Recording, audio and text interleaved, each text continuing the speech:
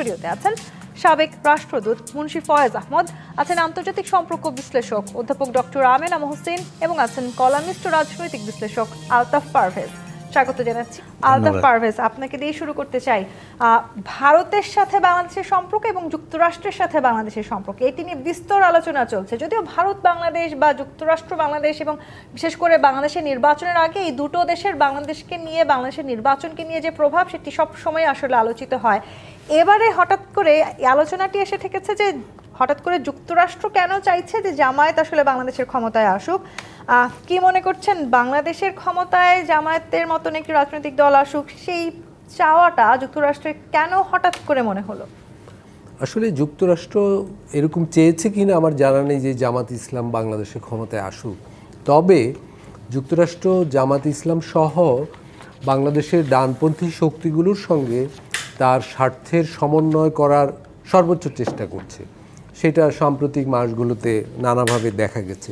আসলে এটা অস্বাভাবিক নয় যুক্তরাষ্ট্রের জায়গা থেকে, কারণ বাংলাদেশের যে সমাজ জীবনে আদর্শিক জায়গায় রাজনৈতিক প্রবণতায় যে পরিবর্তন ঘটে গেছে, এখানে যে সর্বত্রভাবে গ্রাম শহর সর্বত্র যে একটা ডানপন্থার উত্থান ঘটেছে এবং তার যে কেন্দ্রীয় শক্তি জামাত ইসলাম, এইটা বিশ্বের যে প্রধান শক্তিশালী রাষ্ট্রগুলো, গুরুত্বপূর্ণ রাষ্ট্রগুলো স্বভাবতই এই অঞ্চলে তাদের যে ভূ রাজনৈতিক স্বার্থ, সেটা রক্ষা করতে হলে, সেটাকে এগিয়ে নিতে হলে এখানের এই নতুন শক্তির সঙ্গে সে তার স্বার্থের সমন্বয় করতে চাইবে, যোগাযোগ বাড়াতে চাইবে, মানে উভয়ে একটা উইন উইন সম্পর্ক করতে চাইবে।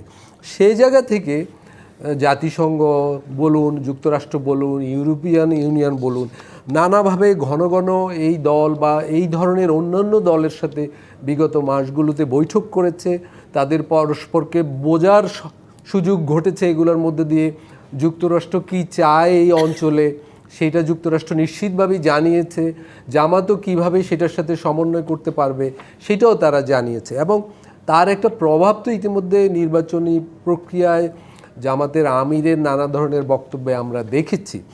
আবার শুধু যুক্তরাষ্ট্র নয়, আমার মনে হয় চীন, ভারত, এরাও বাংলাদেশের এই বাস্তবতা, নতুন বাস্তবতা সামাজিক এবং রাজনৈতিক, এখানের নতুন যে শক্তিগুলোর উত্থান ঘটছে তার সাথে সম্পর্কিত হতে চাইবে, কারণ তাদেরও তো এখানে অনেকগুলো বাস্তব স্বার্থ আছে, বিনিয়োগ আছে, অর্থনৈতিক, রাজনৈতিক, সামাজিক, ফলে এগুলো তারা রক্ষা করতে চাইবে। ফলে জামাত ইসলাম এবং অন্যান্য ডানপন্থী শক্তিগুলোকে তাদের দরকার। আরেকটা ব্যাপার, বৈশ্বিকভাবে পৃথিবীর বিভিন্ন অঞ্চলে আসলে যে ডানপন্থার উত্থান ঘটছে তাতে যুক্তরাষ্ট্রের কিন্তু সহায়ক ভূমিকা আমরা দেখেছি। আফগানিস্তান বলুন, সিরিয়া বলুন, ইরাক বলুন, লিবিয়া বলুন, গত 10-20 বছরে যতগুলো দেশে ডানপন্থার উত্থান ঘটেছে সেখানে প্রধান শক্তিগুলো একসময় যুক্তরাষ্ট্রের মদদেই গড়ে উঠেছিল, বিকশিত হয়েছিল। ফলে ওই বাস্তবতার আলোকেই বাংলাদেশের এই ঘটনাটা যেটা আপনি উত্থাপন করলেন সেটাকে বিবেচনা করতে হবে। একটা সময় আসলে আমরা শুনেছি, কিছুদিন আগে আসলে এরকম এক ধরনের স্লোগানও দিতে দেখেছি আমরা, দিল্লি না পিন্ডি, এরকম। এখন কি তাহলে এই দুটো জায়গার সাথে আবার ওয়াশিংটনের নামও যুক্ত হতে যাচ্ছে কিনা? হ্যাঁ, এবং সেটা তো অবশ্যই। আসলে ভারতের প্রসঙ্গটা আসে অন্য কারণে। বাংলাদেশের রাজনীতিতে বরাবরই ভারত এবং ধর্ম খুবই দামি একটা পণ্য, এটা বেশ কাজ হয়। প্রয়োজনে অপ্রয়োজনে এই দুটোকে আমরা ব্যবহার করি, ফলে এবং এখানে জনপ্রিয়তা অর্জনের একটা বড় মাপকাঠি হলো ভারত বিরোধিতা। কিন্তু এরকম অনেক শক্তি কার্যত শেষ পর্যন্ত দেখা গেছে ওয়াশিংটনপন্থী হয়ে যায়, কার্যত যখন রাষ্ট্র চালাতে যায় বা যখন নীতি নির্ধারণ করে। আপনি একটু দেখবেন যে জামাত ইসলাম এবং বিএনপি, প্রধান দুই দল, এইবার প্রকাশ্যেই বলছে তারা বাজার অর্থনীতির সমর্থন করবে, অর্থাৎ অর্থনীতির বিষয়ে তাদের মৌলিক জায়গাটা এক। ফলে তারা একই ধরে নিতে পারি আমরা বিশ্বব্যাংক, IMF-এর প্রেসক্রিপশানও অনুসরণ করবে। এরকমভাবেই তারা যুক্তরাষ্ট্রের নানা নির্দেশের বিরুদ্ধে বা অনৈতিক কোনো চাপের বিরুদ্ধে কোনো অবস্থান নিবে এরকম মনে হয় না। আমি অন্তত একটা উদাহরণ দিতে পারি। শুল্কের আলোচনায় কিছুদিন আগে যখন তথ্য গোপন রেখেই সরকার, অন্তর্বর্তীকালীন সরকার শুল্কের আলোচনায় এগিয়ে নিয়েছে এবং একটা চুক্তি করেছে, বিএনপি এবং জামাত ইসলাম কেউ কিন্তু এগুলোর কোনো বড় ধরনের বিরোধিতা করেনি। ফলে আসলে ইসলামাবাদ না ওয়াশিংটন না দিল্লি না ঢাকা, শেষ পর্যন্ত সবাই শক্তির পক্ষে থাকবে, বিশ্ব মোড়লের পক্ষে থাকবে এবং ট্রাম্পের সাথে ভিন্ন মত খুব একটা করবে না এরা, একটু বলা যায়। যেই শক্তির কথা আপনি বলছেন অধ্যাপক ডক্টর আমেনা মোহসিন, আপনার কাছে আসি। দুটো জায়গায় আসলে একটা বড় বিস্তর ফারাক রয়েছে। যদি আসলে অনেকে বলার চেষ্টা করছেন যে এক ধরনের মৌলবাদের জায়গাও সৃষ্টি হওয়ার সুযোগ আছে, আবার যদি আসলে আমরা যুক্তরাষ্ট্রের দিকে তাকাই সেখানে পুঁজিবাদের শব্দটা বারবার সামনে আসছে। মৌলবাদ এবং পুঁজিবাদ এই দুটোর মধ্যে মিলবার আসলে কোনো জায়গা আছে বলে কি এই মুহূর্তে আপনি মনে করেন? ধন্যবাদ আপনাকে। দেখুন, আপনি যে প্রশ্নটা করেছেন না, মানে জামাতের সাথে মার্কিন যুক্তরাষ্ট্রের যেই ধরেন তারা চাচ্ছে জামাত ক্ষমতায় আসুক এবং মৌলবাদ এবং পুঁজিবাদ, অ্যাকচুয়ালি আমরা যদি ধরে নিই আজকে পৃথিবীর দিকে যদি আপনি তাকান তাহলে পুঁজিবাদ তো প্রত্যেকটা রাষ্ট্রেই আমরা দেখতে পারছি। আপনি আমাকে কোনো দেশ দেখাতে পারেন যেখানে ঠিক মানে যেটাকে আমরা সোশ্যালিস্ট সিস্টেম বা কমিউনিস্ট সিস্টেম বলি সে ধরনের একটা সিস্টেম বিরাজ করছে, যাদেরকে আমরা যে রাষ্ট্রগুলোকে আমরা সোশ্যাল ওয়েলফেয়ার সিস্টেমের মধ্যে দিয়ে যারা পরিচালিত হয় বলি, তারাও তো একটা ক্যাপিটালিস্ট সিস্টেমের মধ্যে দিয়েই অপারেট করছে। আপনি চায়নাকে দেখেন, চায়নাকে কি আমরা ওখানে চাইনিজ কমিউনিস্ট পার্টি আছে, তো মানে হয়তো ওদের পলিটিক্যাল সিস্টেমটা একভাবে অপারেট করে, কিন্তু ওদের ইকোনমিটাকে কি আমরা বলবো যে সেটা বাজার অর্থনীতি থেকে বাইরে আছে? সেটা তো আমরা বলতে পারি না, তাই না? সো আপনি যখন আমাকে প্রশ্নটা করছেন মৌলবাদের সাথে পুঁজিবাদের যে সম্পর্ক, so it's not about like এখানে মৌলবাদ আসছে কিনা কিংবা পুঁজিবাদ আসছে কিনা সেই ধরনের আমি মানে ওই আপনি যদি অর্থনীতিটা এবং রাজনীতি এবং তার মধ্যে ইডিওলজিকে নিয়ে আসছেন, আমার মনে হয় ইডিওলজিক্যালি এমন না যে আপনি যদি জামাতকে মৌলবাদী একটা মানে দল হিসাবেই আমি ধরে নিচ্ছি আপনি আখ্যায়িত করছেন, কারণ আপনি বলছেন মৌলবাদের সাথে। আমি আখ্যায়িত করছি না, রাজনৈতিক বিশ্লেষকরা বলার চেষ্টা করছেন যদি আসলে যুক্তরাষ্ট্রের প্রভাবেই জামায়াতের সাথে হয়ে থাকে তাহলে আসলে এই দুটো যে আদর্শ, সেই দুটো আদর্শিক ঐক্যটা আসলে কোথায় হবে?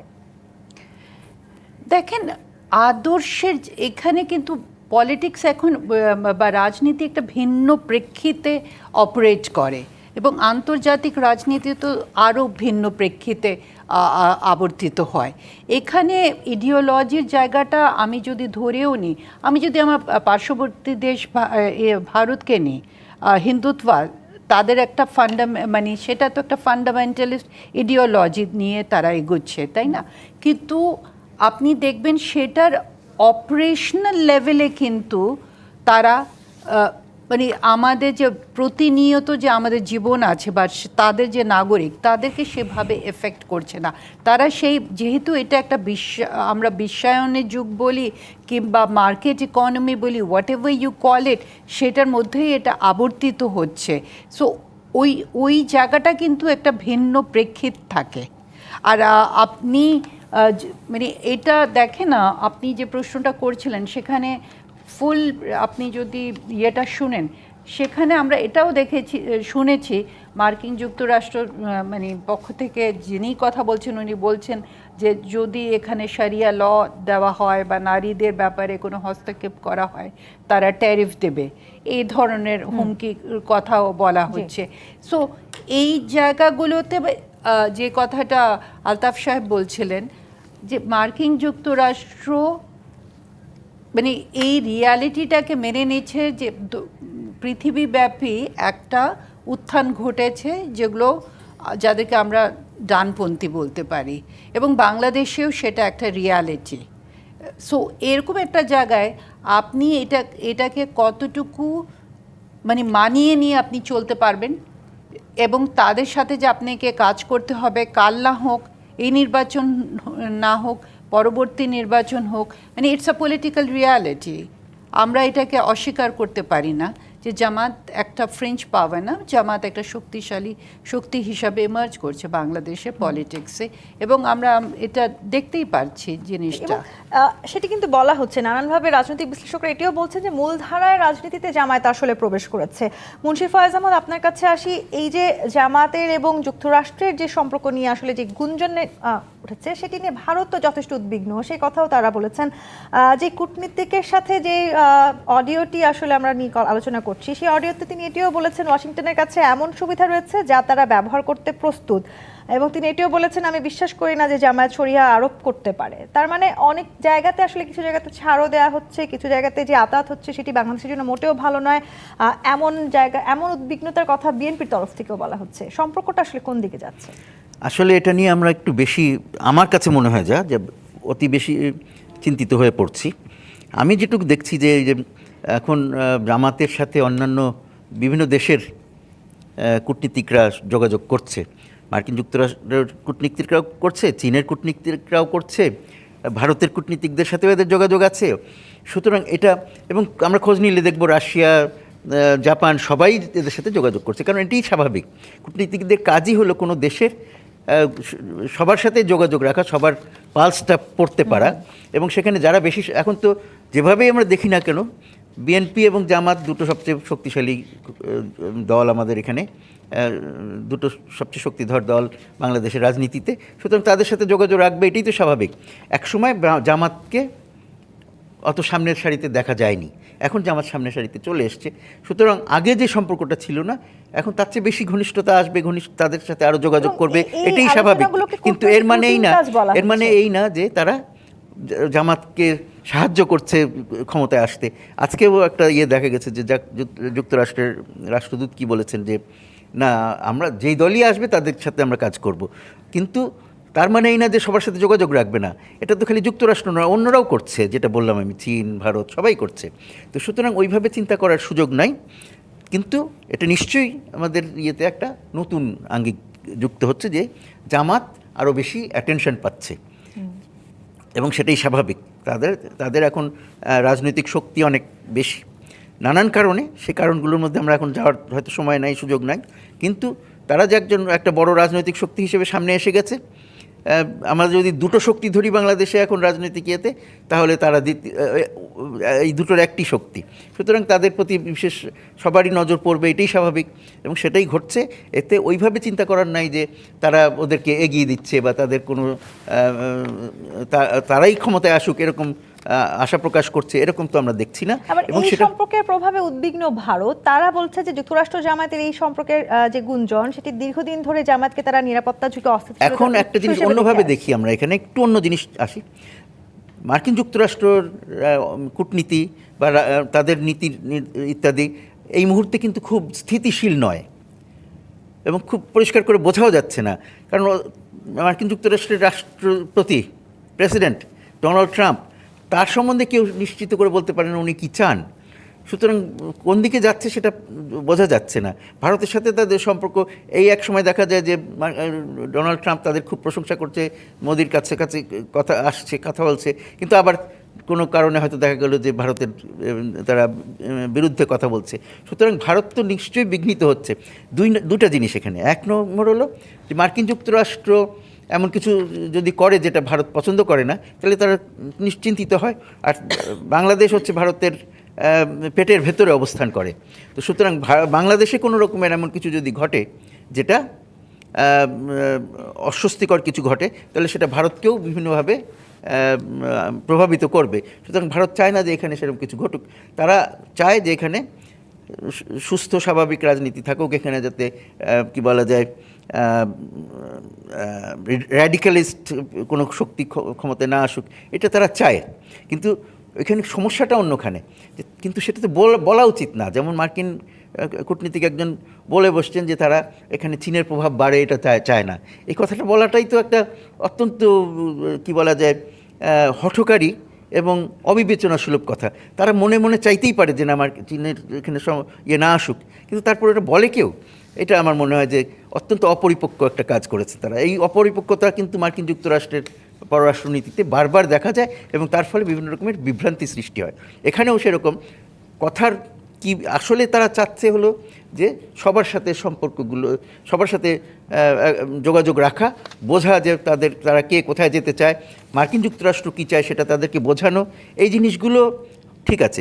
কিন্তু এর বাইরে যা কেউ বলার চেষ্টা করছে যে না, মনে করার চেষ্টা করা হচ্ছে যে না, বোধহয় এরা পিছন থেকে জামাতকে এগিয়ে দেওয়ার চেষ্টা করছে, সমর্থন দিচ্ছে, এইটা আমি বিশ্বাস করি না।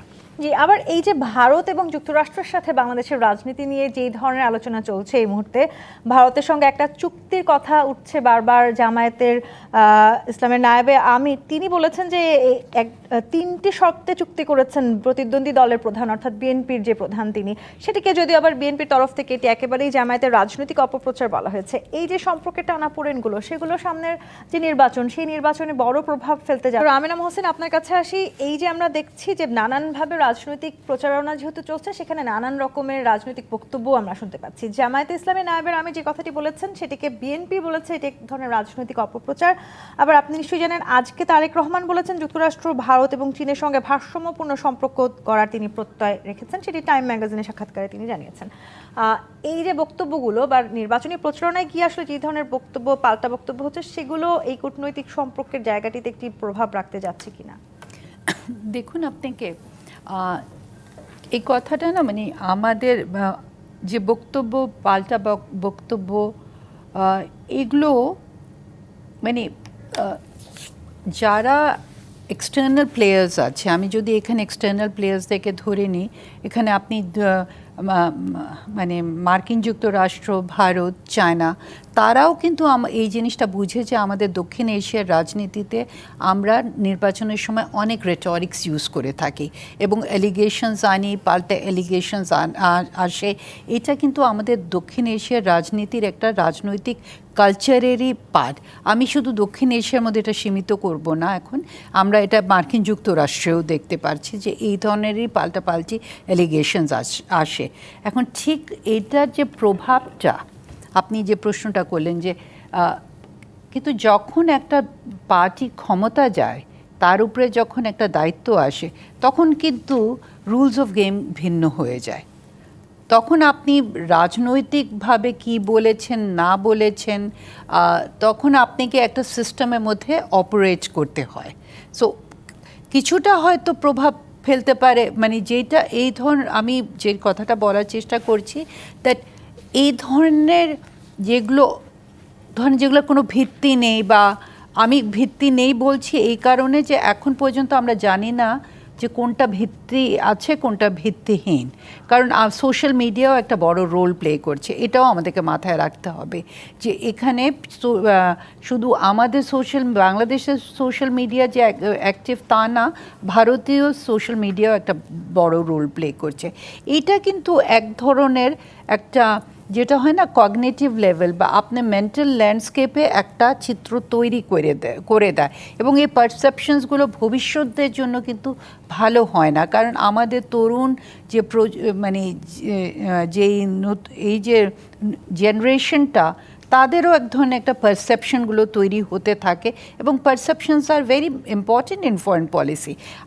আমাদের কাছে সাবস্টেন্সিয়াল ইস্যুসগুলো যেরকম ইম্পর্টেন্ট থাকে, যারা মানে পলিসি, উনি আমার থেকে ভালো বলতে পারবেন, যখন পলিসি মেকিংয়ে থাকেন তখন কিন্তু আমরা বলেই থাকি যে that foreign policy is an extension of domestic policies আর ডোমেস্টিক পলিটিক্স, এবং সেখানে পারসেপশন কিন্তু একটা ইম্পর্টেন্ট রোল প্লে করে। সেজন্য আমার মনে হয় যে যারা রাজনৈতিক দল, এবং এটা আমার মনে হওয়ার কথা না, আমি এটা বিশ্বাসই করি যে তাদের একটা দায়িত্বশীল আচরণ থাকা উচিত এবং তাদের বক্তব্যগুলো, তারা যে ধরেন অন্যান্য অ্যাক্টার্স সম্পর্কে যে বক্তব্যগুলো দিচ্ছেন, সেগুলো যেন দায়িত্বশীলভাবে উচ্চারণ করেন, কারণ এটার একটা প্রভাব পড়ে, একটা র্যামিফিকেশন থাকে। ইটস নট যে আমি একটা সোশ্যাল মিডিয়াতে পোস্ট দিয়ে দিচ্ছি, সেটা কোনো র্যামিফিকেশন হবে না। It is quickly picked up by the others. এবং আমরা দেখছি সোশ্যাল মিডিয়া কী হ্যাভক ক্রিয়েট করতে পারে। টেকনোলজির মাধ্যমে তো আমাদের এখন আর কোনো ওই যে মানে একসময় আমরা একটা ছবি দেখেছিলাম সীমানা পেরিয়ে, মানে এখন তো সীমানা এমনি আমরা পেরিয়ে যাচ্ছি বিকজ অফ সাইবার ওয়ারফেয়ার। এই যে সাইবার ইন্ট্রুশন যেটা হয়েছে, এটা নিয়ে আমাদের সবাইকে একটু সচেতন থাকা উচিত।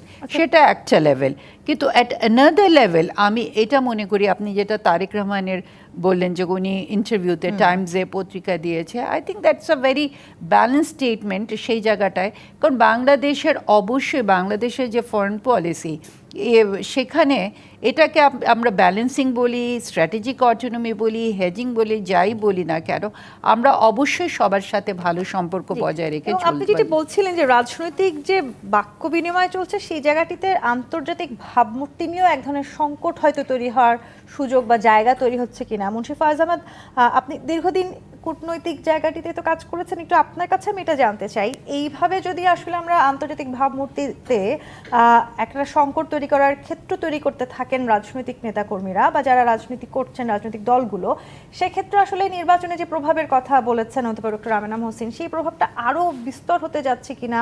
এবং আপনি নিশ্চয়ই জানেন যে গতকালকে বিএনপির একজন নেতা বলছিলেন যে এখন অন্তর্বর্তীকালীন সরকারে যারা আছেন তারা অনেকটা পায়ে পাড়া দিয়ে ভারতের সাথে এই দূরত্বটা তৈরি করার চেষ্টা করছেন। সেটি কি আপনিও মনে করেন? এটা ঠিক ওই কথা আমি হয়তো না বলতে পারি, কিন্তু আমরা তো দেখছি যে যেভাবেই হোক ভারতের সাথে সম্পর্ক উন্নয়নের চেষ্টা এই সরকারের দিক থেকে করা হচ্ছে না। এটা একেবারে নির্ঘাত বলে দেয়, ভারতের পক্ষ থেকেও করা হচ্ছে না। এখানে তো বিবেচ্যটা কি? আমার স্বার্থ, আমার জনগণের স্বার্থ, যে আমাদের সাথে ভারতের সাথে কী ধরনের সম্পর্ক আমাদের প্রয়োজন, সেইটা নিয়েও অন্তত ঠিক আছে। আগের সরকারকে আমরা বলছি তারা নতজানু পররাষ্ট্রনীতি অনুসরণ করছে, আমাদের তো নতজানু পররাষ্ট্রনীতি অনুসরণ করার দরকার নেই। একটি ভারতের সাথে একটা সুস্থ সম্পর্ক গড়ে তোলবার চেষ্টা কি আমরা করছি? আমি মনে করি যে না, আমরা করছি না।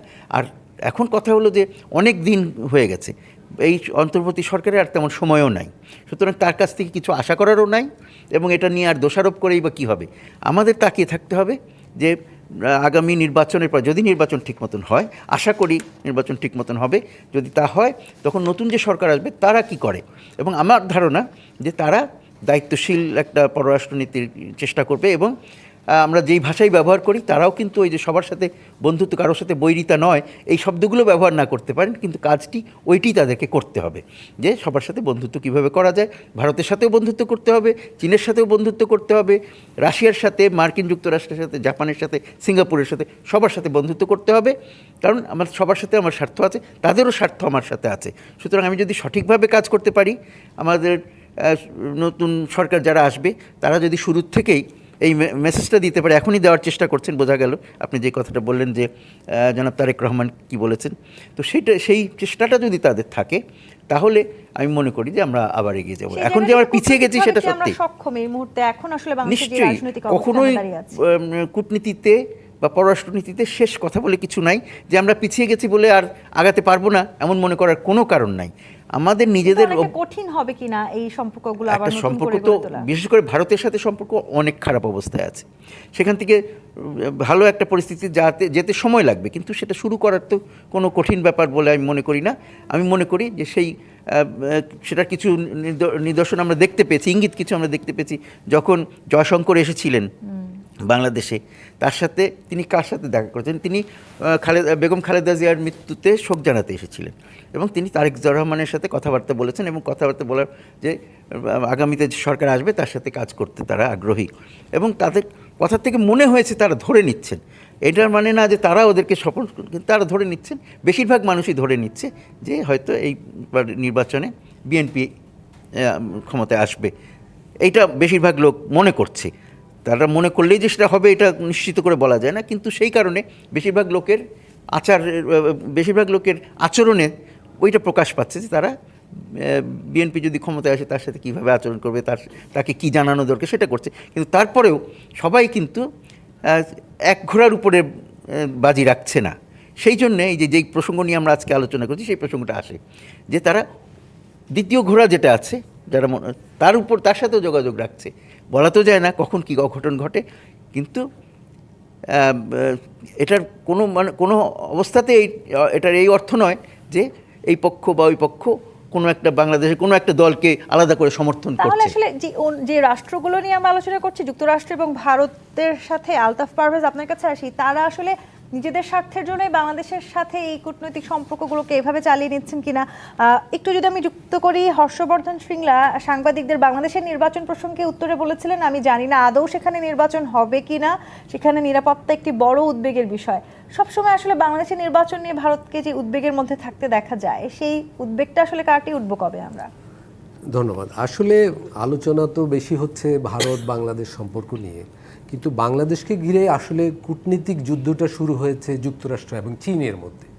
বিশেষ করে যুক্তরাষ্ট্রের নতুন যে রাষ্ট্রদূত বাংলাদেশে আসলেন, এসেই তো উনি একটা চীন বিরোধী যুদ্ধের প্রায় হুঙ্কার দিয়ে ফেলেছেন, ঘোষণাই দিয়েছেন যে বাংলাদেশ যে চীনের সাথে নানা বিষয়ে সহযোগিতায় আবদ্ধ, বিশেষ করে সামরিক বিষয়ে, এইটাকে যুক্তরাষ্ট্র ঝুঁকিপূর্ণ মনে করে। এই শব্দটা তো একটা বড় ধরনের বার্তা, এবং এই আলোকে আসলে যুক্তরাষ্ট্রের সাথে এখানে ডানপন্থী শক্তিগুলোর সম্পর্কটাকে বিবেচনা করা উচিত। এই সম্পর্কটাকে শুধু এই ডানপন্থী শক্তিগুলো বড় দল হয়ে পড়েছে, তাই তাদের বোঝাপড়ার জায়গা থেকে আলাপ আলোচনা করে পরস্পরকে বোঝার ব্যাপার শুধু তাই নয়। আমি একটা উদাহরণ দিতে চাই। দেখুন, ধরুন বাংলাদেশের ডানপন্থী শক্তিগুলো চায় বাংলাদেশের সাথে সামরিকভাবে তুরস্ক এবং পাকিস্তানের সম্পর্কটা দৃঢ় হোক। ঠিক এই জায়গায় আবার ভারতের এটা একটা রেড লাইন। ফলে এবং যুক্তরাষ্ট্রের রাষ্ট্রদূত এসেও বললেন বাংলাদেশকে চীনের সাথে সামরিক কেনাকাটা কমাতে হবে, এবং যুক্তরাষ্ট্র এবং তুরস্ক আবার উভয়ই ন্যাটোর সদস্য। ফলে এই যে সমীকরণগুলো, এইগুলা বাংলাদেশের জন্য সামনের নির্বাচনের পরে একটা বড় চ্যালেঞ্জ। যদিও তারেক রহমান বলেছেন তিনি যুক্তরাষ্ট্র, চীন, ভারতের সাথে একটা ভারসাম্যপূর্ণ সম্পর্ক চান, কিন্তু উনি বা বাংলাদেশ চাইলেই তো হবে না।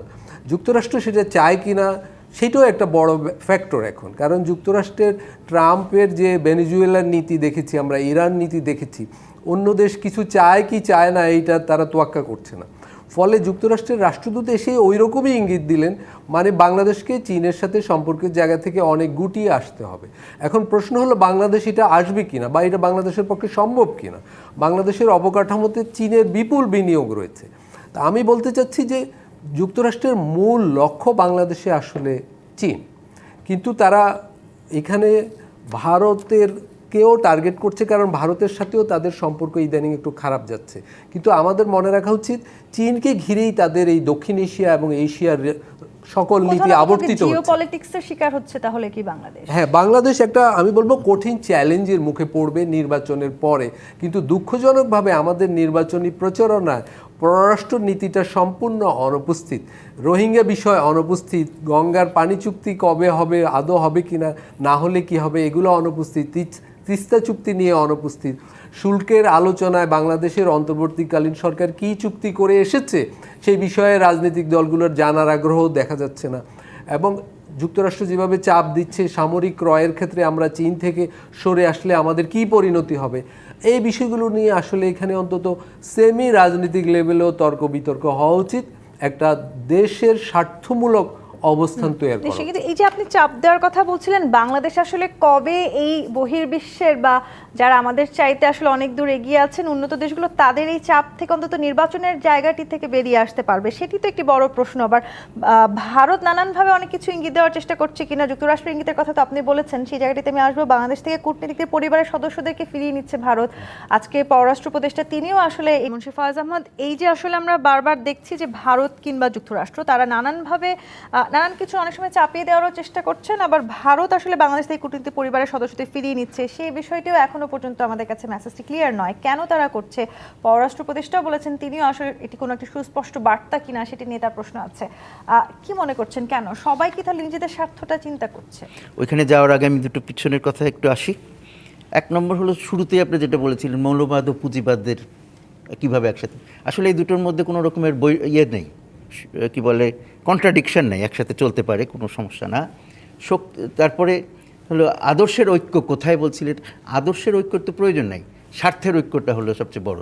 সুতরাং যদি স্বার্থ মিলে যায় তাহলে আদর্শের সাথে না মিললেও কিছু আসে যায় না বেশিরভাগ ক্ষেত্রে। আর মার্কিন যুক্তরাষ্ট্র কি চায়, আমাদের আলতাফ ভাই যেটা বলছিলেন যে আমরা যাই চাই না কেন মার্কিন যুক্তরাষ্ট্র কী চায় তার উপর নির্ভর করে আমরা শেষ পর্যন্ত কী করতে পারবো, মার্কিন যুক্তরাষ্ট্রের চাওয়ার উপর নির্ভর করবে আমরা কোন দিকে কীভাবে যাব, এরকম একটা কথা আমার কাছে মনে হয়েছে। সেখানে আমি একটা জিনিস বলতে চাই যে মার্কিন যুক্তরাষ্ট্র চায় কি না চায় সেটা গুরুত্বপূর্ণ, কিন্তু তারপরেও তার শক্তি অনেক কমে গেছে আগের তুলনায়। এখন ইচ্ছা করলে সে সব কিছু চাপিয়ে দিতে পারে না। অনেক কিছু করছে, যেমন ভেনেজুয়েলার রাষ্ট্রপতি এবং তার স্ত্রীকে ধরে নিয়ে চলে আসছে, এগুলো অত্যন্ত একটা মানে টেরোরিজমের একটা বড় উদাহরণ, কিন্তু ওই দিকে যাচ্ছি না। কিন্তু মার্কিন যুক্তরাষ্ট্রের কাছে আমাদের গুরুত্ব কতটুকু সেটাও একটা চিন্তার বিষয়। অনেক দেশ নিয়ে তার কাজ করতে হয়, সারা পৃথিবী নিয়ে, সুতরাং সেখানেও আমরা কিন্তু তাদের রাডার স্ক্রিনে অনেক নিচে থাকি। আরেকটা কি যে আমরা তাহলে তো এই প্রশ্নটা করাই যায় মুন্সি ফয়েজ আহমদ, তাদের এই শক্তিশালী রাষ্ট্রগুলোর সাথে কি তাহলে আমরা পেরে উঠবো? না, সেখানে আমি যাচ্ছি, সেই দিকেই যাওয়ার চেষ্টা। কিন্তু আমাদের আরেকটি জিনিস হলো যে আরেকটা বিষয় হচ্ছে আমাদের ক্রয় ক্ষমতা। আমরা ইচ্ছা করলেই মার্কিন যুক্তরাষ্ট্রের সব কিছু নিয়ে আসতে পারি না। তার ফলে হচ্ছে কি, মার্কিন যুক্তরাষ্ট্র যতই চাক আমাদের কিন্তু চীন, ভারত, রাশিয়া এদের উপর নির্ভরশীলতা থাকবেই, এবং অনেক বেশি। মার্কিন যুক্তরাষ্ট্রের থেকে আমাদের বাণিজ্যের দিকে যদি তাকাই, আমাদের অনেক বেশি এইসব দেশের সাথে। তার কারণ হচ্ছে যে আমরা এটা অ্যাফোর্ড করতে পারি। মার্কিন যুক্তরাষ্ট্রের জিনিস আমরা কিনা যতই ওরা চাপিয়ে দিতে চাক আমরা সেটা গ্রহণ করতে পারি না। সেটাই কিনা আসতেছি, সেখানে সেই জন্য ভারসাম্য যে হবেই সেটাই বলতে। যেমন পাকিস্তানের উদাহরণ যদি আমরা ধরি, যে পাকিস্তানের সামরিক বাহিনী ইত্যাদি সব কিন্তু একদম মার্কিন যুক্তরাষ্ট্রের কবজায়। তারপরেও তাদের চীনের সাথে সম্পর্ক বা অন্য অনেক দেশের সাথে সম্পর্ক কিন্তু তার জন্য থেকে থাকে নাই। সুতরাং মার্কিন যুক্তরাষ্ট্র যাই চাক, আমাদের এতদিনও যখন মার্কিন যুক্তরাষ্ট্র যখন চেয়েছে আমরা অনেক কিছু তাদের সাথে করেছি, কিন্তু তারপরেও চীনের উপর নির্ভরশীলতা আমাদের বেড়েছে, ভারতের উপর নির্ভরশীলতা বেড়েছে, রাশিয়ার উপর নির্ভরশীলতা বেড়েছে, এগুলো চলতেই থাকবে। সুতরাং এখানে জাতীয় স্বার্থটা আসল কথা, এবং সেই জিনিসটাতে আমরা থাকবো। এখন আপনি যেটা পরে যে প্রশ্ন করছিলেন, ছোট করে উত্তরটা চাই, সেটা যেন কি যেন বলছিলেন, আমি তো ভুলে। বড় শক্তিশালী রাষ্ট্রগুলো আসলে শুধু নিজেদের স্বার্থ খুঁজে বেড়াচ্ছে কিনা, আপনি মনে হয় আপনার উত্তরটা দিয়েও দিয়েছেন যে সবাই যার নিজের স্বার্থই দেখে, এবং আমরাও আমাদের স্বার্থ দেখব, এবং সেটা করা অসম্ভব না, সেটা আমরা আগেও করে দেখিয়েছি, আগামীতেও নিজেদের স্বার্থ দেখতে হলে এই মুহূর্তে আসলে আঞ্চলিক কিংবা বৈশ্বিক কূটনৈতিক যে বাস্তবতা, সেই বাস্তবতায় বাংলাদেশের পররাষ্ট্রকে বা পররাষ্ট্রনীতিগুলোকে রাজনীতিকরণ থেকে মুক্ত করা সম্ভব বলে কি আপনি মনে করেন? আমি একটু আপনার মানে আপনি ওনাকে যে প্রশ্ন করেছিলেন মার্কিন যুক্তরাষ্ট্র নিয়ে, এটা আলতাফ সাহেব উত্তর দিয়েছেন। আমি একটু বলতে চাচ্ছি, মার্কিন যুক্তরাষ্ট্রের অবস্থাটা কিন্তু আমরা যদি ধরে নিই যে পৃথিবীতে এখন খুবই একটা ভালো অবস্থানে আছে, তা কিন্তু না। মানে পলিটিক্যালি তার ক্রেডিবিলিটি কিন্তু ইজ ইন ক্রাইসিস। আপনি দেখেন ইউরোপিয়ান দেশগুলো, ইভেন ক্যানাডার, আমরা যদি ক্যানেডিয়ান প্রাইম মিনিস্টারের বক্তব্যটাকে নিই, ওরা কিন্তু নিজেদেরকে ডিস্টেন্স করে নিচ্ছে। আজকের খবর অনুযায়ী ডলারের ভ্যালু কিন্তু অনেক কমে গেছে, এবং ডলারের উপর থেকে বিশ্ববাজারের আস্থাটা কমে আসছে। সো লাইক একটা যে ইউনিলেটারাল পাওয়ার, মানে মানে যেই সিস্টেমটা, সেই জায়গাটাতে কিন্তু it's not a unipolar world, আমরা কিন্তু একটা মাল্টিপোলার ওয়ার্ল্ডে এসে গেছি। এখানে মিডল পাওয়ার্স যারা আছে তারাও কিন্তু গুরুত্বপূর্ণ একটা ভূমিকা পালন করছে, সেটাকে আমাদেরকে মাথায় রেখে চলতে হবে। হ্যাঁ, সো আপনি প্রশ্নটা একটু প্লিজ আবার একটু যদি এই মুহূর্তে বাংলাদেশে যে আঞ্চলিক কিংবা বৈশ্বিক কূটনৈতিক চ্যালেঞ্জগুলো আছে, সেগুলো মোকাবিলা করবার জন্য পররাষ্ট্রনীতি বা পররাষ্ট্র মন্ত্রণালয়কে আমরা রাজনীতিকরণ করা থেকে মুক্ত রাখতে পারি? রাজনীতিকরণটা ঠিক আপনি কি বলছেন, আমি সেটা যদি একটু স্পষ্ট করতেন। আমি একটা হলো যে পররাষ্ট্রনীতির মধ্যে তো রাজনীতি থাকবে, রাজনীতি মানে কি রাষ্ট্রের রাজনীতি থাকবে, বা যদি আপনি বলেন দলীয় রাজনীতি থেকে মুক্ত করতে হবে কি না, দলীয় রাজনীতি থেকে তো অবশ্যই আমাদেরকে এটাকে মুক্ত করতে হবে।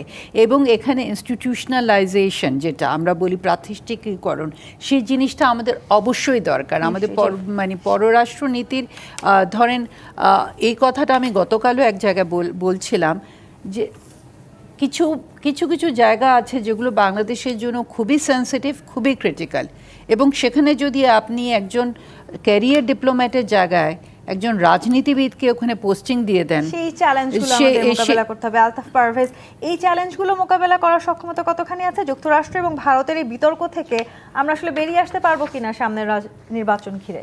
এইটা তো আসলে বেরিয়ে আসার জন্য যে প্রথম যে শর্ত, সেইটাই তো নেই। মানে বাংলাদেশে এবং ভারতেও উভয় দেশের কূটনীতিতে লোকরঞ্জন বা ভর করেছে, পপুলিজমের শিকার উভয় দেশের সিরিয়াস কূটনীতিও। দেখুন, এই যে আমাদের পররাষ্ট্র মন্ত্রণালয় থেকে আজকে বলা হলো যে ভারতের কূটনীতিবিদদের পরিবারগুলো কেন যাচ্ছে তারা বুঝতে পারছেন না। গত 17 মাসে এখানে কী ধরনের নিরাপত্তাহীনতা হয়েছে, বিভিন্ন মেডিকেল কলেজে ভারতীয় স্টুডেন্টদের কী ধরনের নিরাপত্তাহীনতা হয়েছে, এগুলো তো বাংলাদেশ সরকার তাদের রক্ষা করার ক্ষেত্রে, তাদের নিরাপত্তা দেওয়ার ক্ষেত্রে আসলে প্রত্যাশিত ভূমিকা রাখেনি। এবং ভারতের পরিবারগুলো যাওয়ার কারণে এই প্রতিক্রিয়া দেওয়া হয়েছে। আজকে যদি যুক্তরাষ্ট্রের কূটনীতিবিদদের পরিবারগুলো এভাবে যেত, এই ধরনের মানে প্রতিক্রিয়া কিন্তু আমরা পেতাম না। মানে আমি যেটা বলতে চাই যে ভারত বিরোধিতা একটা বড় ধরনের রাজনৈতিক পণ্য পপুলার হওয়ার একটা উপায়, এবং এই উপায়টা এখন কূটনীতিক অঙ্গনেও ছড়িয়ে পড়েছে, এই সংক্রামক ব্যাধিটা। এই যে ক্রিকেট নিয়ে যেটা হলো, বাংলাদেশের একজন খেলোয়াড়কে অন্যায়ভাবে ভারতে খেলতে দেওয়া হয়নি, এটার প্রতিবাদের কোনো কূটনীতিক উপায়গুলো আমরা ব্যবহার না করে আমরা নিজেরা বিশ্বকাপ থেকে প্রায় সরেই আসলাম। তো এতে তো একটা আত্মঘাতী অবস্থা তৈরি হলো, মানে আমরা ক্ষতিগ্রস্ত হলাম, আমাদের ক্রিকেটাররাও ক্ষতিগ্রস্ত হলো। এখন এরকম অন্য ক্ষেত্রেও যদি আমরা ভারত বিরোধিতাকে ব্যবহার করে জনপ্রিয় হতে চাই তাহলে মুশকিল আছে, কিন্তু সেটা না করে আমরা যদি উইন উইন, যে তুমিও জিতবে আমিও জিতবো, চলো বসে একটা কূটনীতিক সমাধানে আসি প্রত্যেকটা বিষয়ে, সেইটা করি, তাহলেই কেবল সমঝোতার মধ্যে দিয়ে একটা উইন উইন সিচুয়েশনে আমাদেরকে হ্যাঁ, আসতে হবে। এটা ছাড়া